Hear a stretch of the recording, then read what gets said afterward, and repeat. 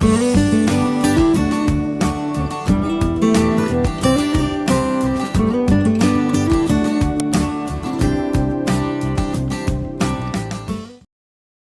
morning everyone. Update ko po kayo sa aking halamanan. Ito po yung aking bakuran. So, ayan.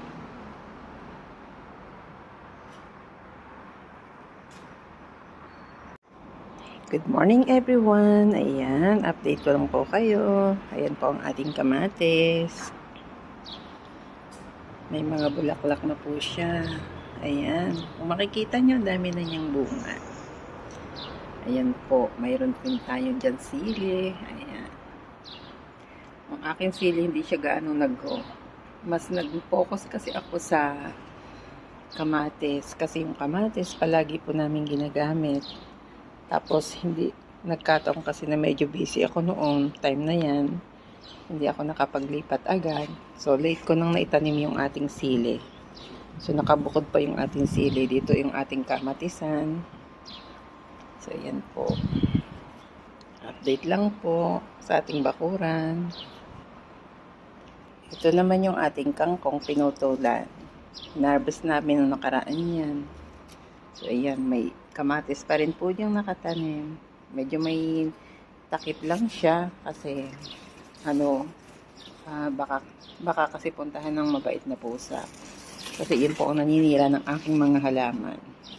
So, ayan po ang tanglad. Ayan po ang itsura ng aking garden na ginawa dito. Inayos namin.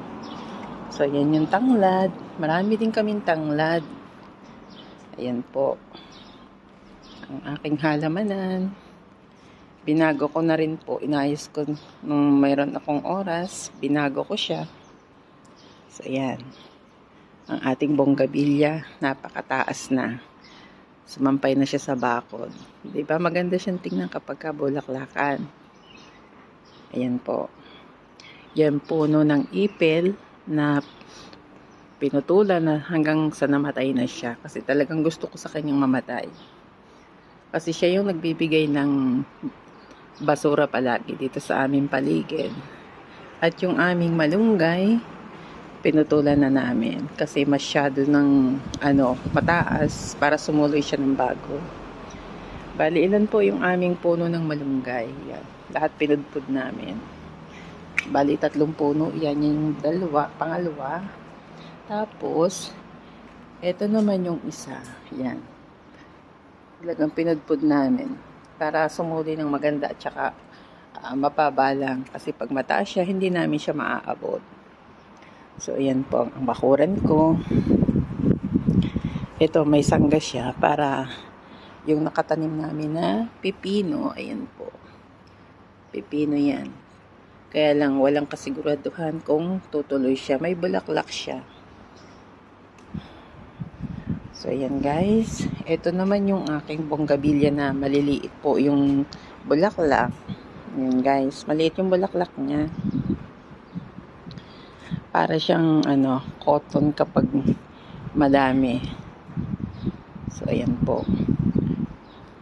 Medyo inayos ko po yung aking halaman. Pinagsama-sama ko yung aking mga halaman na aloe vera at saka yung bonggabilya. Hindi ko lang alam kung anong tawag sa halaman na to, pero marami siya. Kaya lang paborito to ng aso dito ng kapitbahay ko. Palagi niyang kinakain yan. Kaya minsan makikita mo putol-putol. So, ayan po ang ating halaman. So, ayan. Marami tayong bonggabilya. Ayan siya.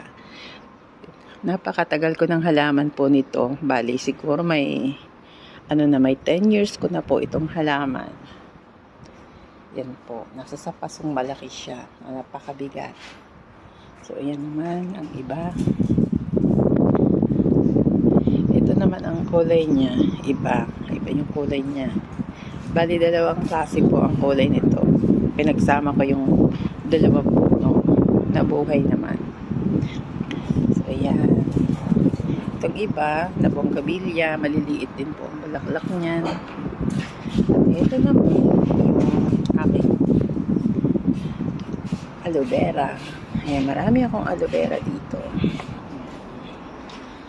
So, ito nga palang halaman na to. Hindi ko lang kung anong tawag dito. Naku, ang pinag-umpisahan lang nito, yung nasa sa, ano siya, sa bouquet na flowers na natutuyo na. Ang ginawa ko, binabad ko siya sa tubig, tapos pinanim ko siya sa lupa. Nabuhay naman siya. So, ayan naman po ang ating ano bang tawag? Snake plant. Ayan, snake plant po yan. Marami tayong tanim na snake plant. Ayan po. Tapos dito sa sa puno na ito na halaman, hindi ko rin alam kung anong tawag sa halaman na to. Nilipat ko rin po siya dito sa pwesto na yan. Tapos yan may kamote na tinatalbosan po namin pang gulay.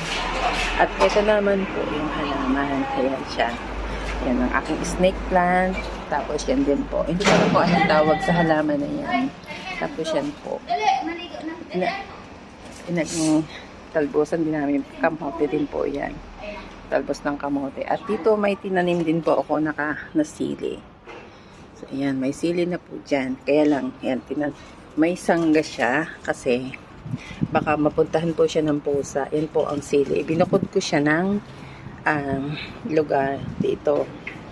Kaya may bakot siyang ganyan. Kasi kung hindi mo siya babakuran, ang pusa po, pupuntahan yan at sisirain.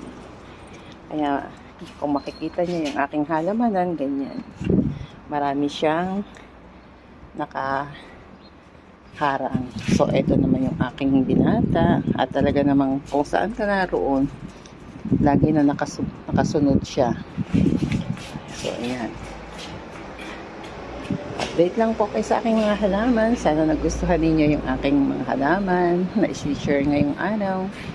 So, shoutout po sa lahat ng ating mga kaibigan, sa ating mga kaibigan sa Timbakbakan, at sa lahat-lahat po ng mga kaibigan natin sa YT Friend, sa Bangabaguhan. Maraming salamat po. At sana po, hindi kayo magsasawang manood ng aking mga ini-upload na video. Kung hindi pa po kayo nakaka-subscribe, please subscribe sa aking YouTube channel. Dito po kay Vilma Landicho Vlog. So, ayan lamang guys ang aking ma-share ngayong araw. Maraming salamat po sa inyo and bye everyone. Thank you for watching.